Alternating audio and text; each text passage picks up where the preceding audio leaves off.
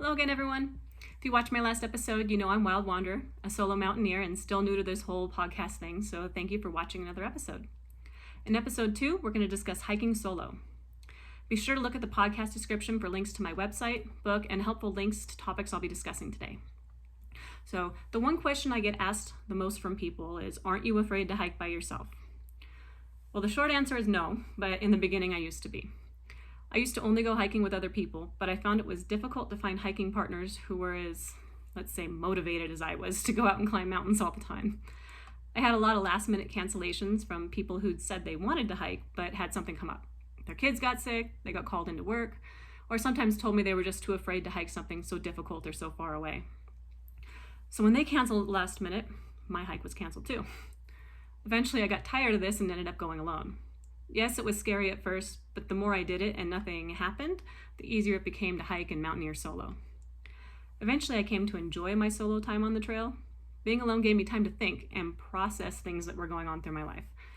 I quickly found I was no longer afraid to hike alone, but a lot of my friends and family members were scared for me. I didn't want to miss out on a hike because someone else was afraid for me to hike solo, but I didn't want to make them upset either. I gave this some thought and came to the conclusion I wasn't going to live my life through someone else's fears. I wasn't afraid to hike solo, so I was going to do it. I was just going to make sure I did it safely. I've been hiking and mountaineering solo now since 2017, and I'm still really enjoying it. So in this episode, I'm going to share with you some tips and tricks I've learned to hike safely solo. This is a condensed version of an hour-long talk I give on the subject, so if you have any questions, and I'm sure there will be, please message me and I'll answer them in another episode.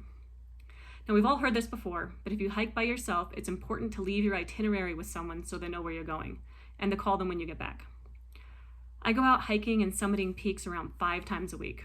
Often my plans change at the last minute due to weather or unexpected things like a trailhead being closed when I get there, or road closures due to ice and snow.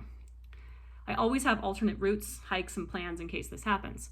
So when I leave the house, I write on a post-it note my plans A, B, and C for where I'll be going, or could be going, and when I expect to be back. I put it on the kitchen counter in the same place every time, and everyone knows where to look for it. I always call as soon as I get back to cell service so everyone knows I'm okay. I check the weather before heading out, always checking at least 2 sites, and prepare for the site that has the worst weather forecast. I like to use mountain forecasting sites since I'm usually hiking in the mountains, but you should check sites specific to the location you're heading to, not from where you currently are. And you should wear the appropriate clothing for the weather. Nylon or synthetic layers, no cotton. This includes jeans. No jeans. Jeans are made of cotton, and for any of you who've done laundry, you know jeans are always the last item in the dryer to dry. If you do get wet wearing cotton on your hike due to falling in a stream or it raining, you could face hypothermia. Always pack the 10 essentials and know how to use them. Having a compass or a ferro rod is of no use to you if you don't know how to use it. And if you don't know what the 10 essentials are, listen to my next podcast where I'll go over them in detail. In addition to the 10 essentials, I also bring along a solar power battery device, a trekking pole, and an outside communication device. So a solar power battery charger is great in case my phone runs out of battery, and it also charges while I'm hiking. It'll charge my phone from 0 all the way to full at least 5 times. Just remember to bring the appropriate charging cord for your device.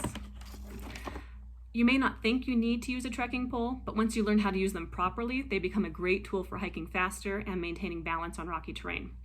They're also your first line of defense against a 2- or 4-legged animal because they can be used like a baseball bat. They give you several feet of defensible space. And an outside communication device is useful if you're going to the backcountry, as you can contact help without cell service. The downside is that most are expensive and require a monthly subscription. Now, if you're nervous to hike solo, start out by hiking on a popular trail where there are a lot of people.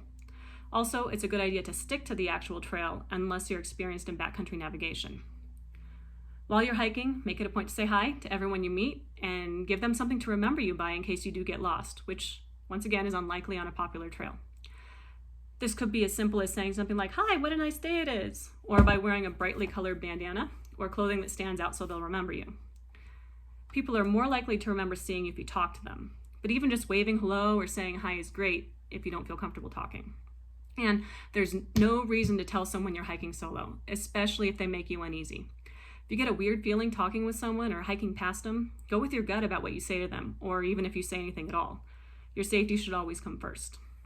When you're scared for your personal safety, it's okay to lie and say something like, "Well, Gotta be going, my partner's up ahead and I don't want him to worry. Try not to appear like you're scared, as exuding confidence goes a long way towards actually being confident. When you're solo, you need to stay aware of your environment. Don't just look ahead as you're hiking, look behind you as well, so you have reference points in case you do get lost to remember later, or to see if anyone is coming up from behind you on the trail. I'm also continuously looking down at the trail for footprints or animal tracks in the dirt or snow. It's always good to know what 2- and 4-legged animals are in the area, so you can be watching out for them.